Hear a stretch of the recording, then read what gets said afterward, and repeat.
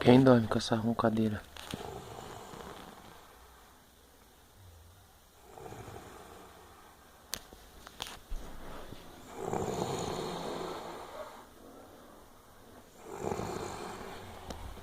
Eu não consigo.